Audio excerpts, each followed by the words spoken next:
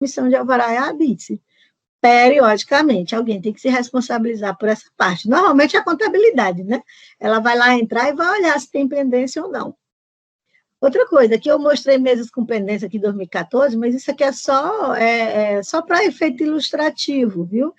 A pendência vai ser cobrada de vocês os últimos 5 anos, né?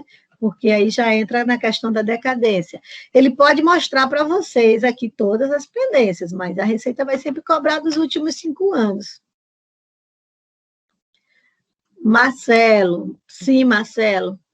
Os alvarás antigos cadastrados no Cisobra.net ainda, para você gerar a BITSE, toda alvará você vai ter que, toda a BITSE cadastrado vai ter que estar com o alvará aqui no Cisobra.pref novo, todos eles. Mas é obrigada a eu puxar minha base de dados todinha? Não estou obrigada a puxar minha base de dados todas, não. Teve uma prefeitura que me disse que ia cadastrar todos os alvarás e todos os habites antigos. Não, eu não preciso fazer isso.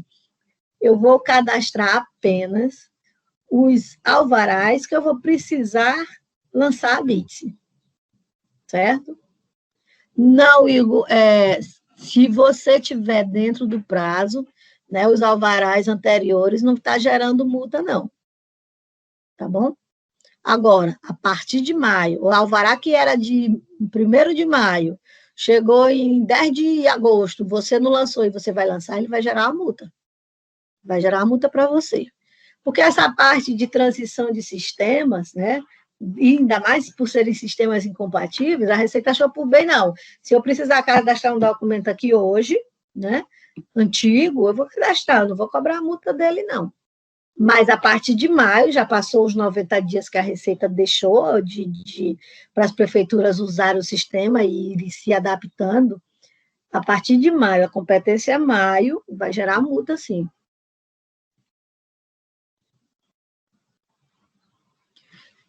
Pode abrir o microfone, gente. Se vocês quiserem abrir o microfone, podem abrir agora. Porque eu acho que eu já falei praticamente tudo que eu tinha que falar. O resto, a gente vai ter que se virar com Marina Alva, posso falar? Pode, sim. É o seguinte, só fiquei em dúvida em relação aos autos de regularização. Porque, assim, eu vou te confessar que a gente começou a fazer o cadastro deles como obra nova, porque a gente não estava conseguindo finalizar o cadastro como se fosse obra existente, entendeu? Uhum. Que eu entendi, eu não sei se eu entendi muito bem, então a gente vai cadastrar os autos de regularização com a data anterior de 10 anos atrás, é isso? E o habite atual? Pode cadastrar. Pode cadastrar. E em questão à multa, tipo, eu cadastrar um alvará com a data de 10 anos atrás? Não vai gerar multa, não. Não vai gerar multa. Você pode olhar o manual do Cisobra.pref, a divisão de normas permitiu que não gere multa. Agora, você tem que ver o seguinte, quem está falando é a Laísa. Laísa, sim. Laísa, tem que ver o seguinte, para a prefeitura, tá ok, né? Eu vou emitir um habite hoje e dizer que aquela obra está pronta 10 anos atrás. Para o contribuinte, isso tem que estar bem claro que a obra iniciou e terminou há 10 anos atrás, que é o período decadente. Entendeu? Vocês têm que ter documentação, o contribuinte vai ter que ter documentação que comprove que aquela obra é totalmente decadente, porque senão ele ainda vai pagar contribuição sobre a construção dele, sobre a obra dele. Viu? Mas pode sim, o município pode sim gerar um habite hoje e cadastrar o alvará hoje, mas com todos os dados lá do passado. Marina, mas nesse caso dos processos de regularização, a gente não tem, por exemplo, uma figura nem de projetista e nem de um executor. Como que eu vou informar isso no alvará, nesse alvará fictício? Não, o alvará da gente, essas informações não são necessárias para a gente, essas informações são de controle de vocês. As informações obrigatórias para a Receita Federal são aquelas que vão aparecer, deixa eu voltar aqui, elas vão aparecer o asteriscozinho, é o nome, é o CPF, CNPJ, é o número do alvará, entendeu? Ou do habite. Essas são informações obrigatórias. Isso. O endereço da obra. Como vai ter que ter um alvará? Vamos confirmar aí só os dados obrigatórios para alvará. Deixa eu voltar aqui no meu slide. Vocês estão com o manual aí, não? Não está aqui na tela, não. Eu vou ver se eu abro bem aqui para colocar o link do manual. Ixi, mas minha tela está muito pequena. Deixa eu olhar aqui, só um minutinho.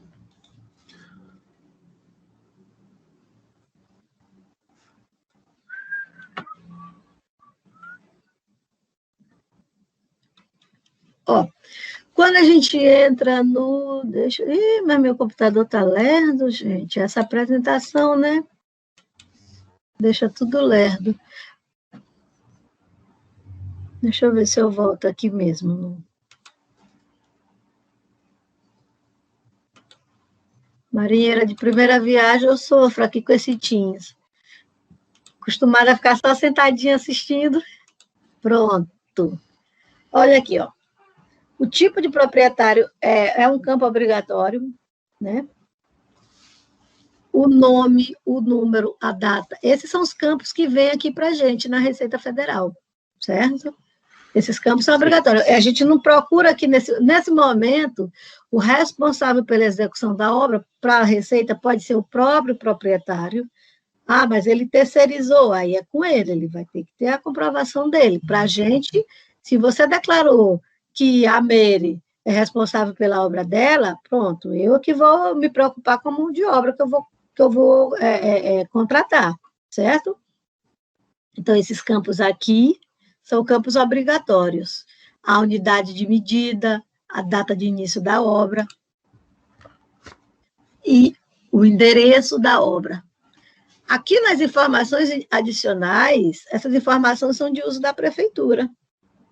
Eles não são informações obrigatórias para a gente só vai usar essa informação, a fiscalização deve usar essa informação, acredito eu, exatamente só como subsídio para algum processo que o contribuinte vir entrar no futuro, entendeu?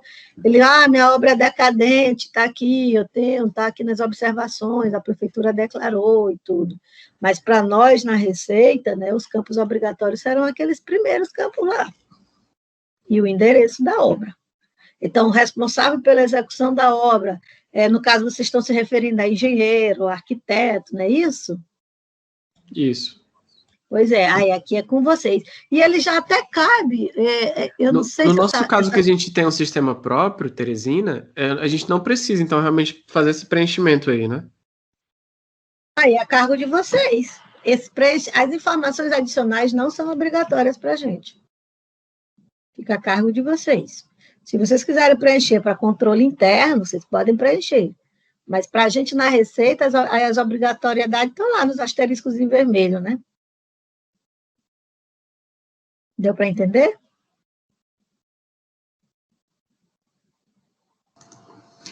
Marinalva, eu fiquei só com uma dúvida em relação ao acesso inicial. Quem está falando é a Laísa? Laísa, Laísa, só um minutinho, deixa eu olhar bem aqui no chat.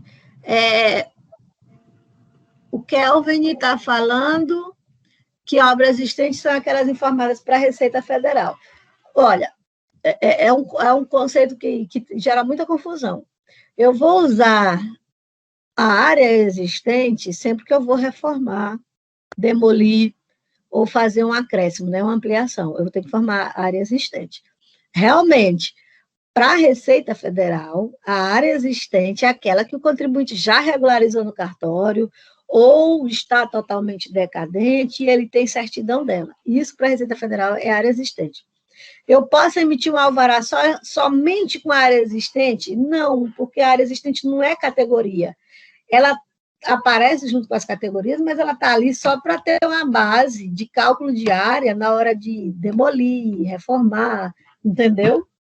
Então, não tenho como fazer um alvará só com área existente, porque a área existente deduz que ela já está averbada, né? A construção já está toda regular. Então, eu não tenho por que fazer um alvará e um habite só de uma área existente. Gente, só um minutinho que eu vou ter que botar aqui meu notebook para carregar, só um instante.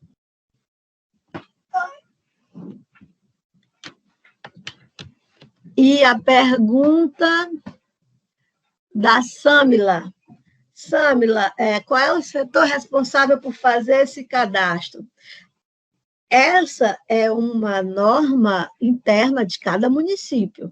A Receita Federal não tem, acho que não tem legislação para dizer, olha, o setor responsável por alvará de construção é o setor de urbanismo. Não, é o secretário de administração. Isso a gente não pode fazer. Acho que isso nem consta na legislação da Receita Federal, certo? Talvez conste em alguma legislação de obra ou do município, mas não é a gente que fala isso não, tá bom? Então, quem a Receita definir, quem o município definir como responsável por alvará e habite-se, né, ele vai cadastrar o usuário, vai dar o perfil dele ou de cadastrador ou de administrador, e ele vai ficar responsável pelo cadastramento desses documentos, né?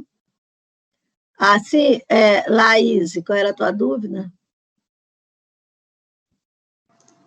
Oi, só pegando o gancho aí. Então, foi por isso que a gente da SAADS não conseguimos cadastrar os autos de regularização como área existente, não é isso? O sistema da Receita não reconhece. Ela não é a categoria de construção. A área existente não é a categoria de construção. Ela não é nova, ela não é a reforma, entendeu? Então, você não está construindo. Você bota a área existente lá só para dizer. O que é que eu vou dizer daquela área existente? O que é que eu quero com ela? Eu quero demolir? Aí eu vou demolir ela. Não, daquela área existente eu quero só aumentar mais 100 metros e dizer que agora ela é comercial. Pronto. Entendeu? A única função da área existente só aparece aí. Nessas 3 categorias. Então, nos autos de regularização, a gente vai cadastrar como área nova, porém, com a data anterior, não é isso? Com as datas que elas realmente foram feitas, né? E é bom sempre orientar o contribuinte para ele ter o máximo de documentação comprobatória, né? Para ele pedir da Receita, exigir da Receita a decadência da obra dele. Some lá de novo. Não, antes tem o Horácio, né? A licença de demolição não é necessário informar? Pergunto. Olha, veja bem. O alvará de demolição, quando exigido, ele é sim, porque muitas vezes acontece da pessoa do contribuinte ter uma residência de 100 metros. Quando eu trabalhava no atendimento, eu pegava muito isso. A minha residência era 100 metros quadrados, e eu fui no cartório para fazer um acréscimo, e o cartório me disse que isso agora não é mais residência, isso é comércio, eu tenho que fazer a demolição, porque realmente eu mudei a estrutura toda. O que a prefeitura vai emitir? Um alvará. E o que vai constar no alvará? A área existente e a área de demolição. Certo?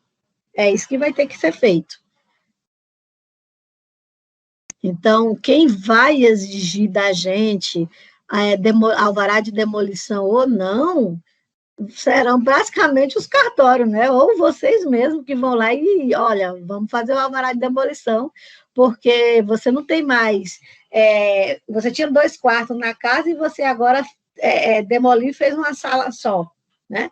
Isso lá no cartório fica divergente, essas informações.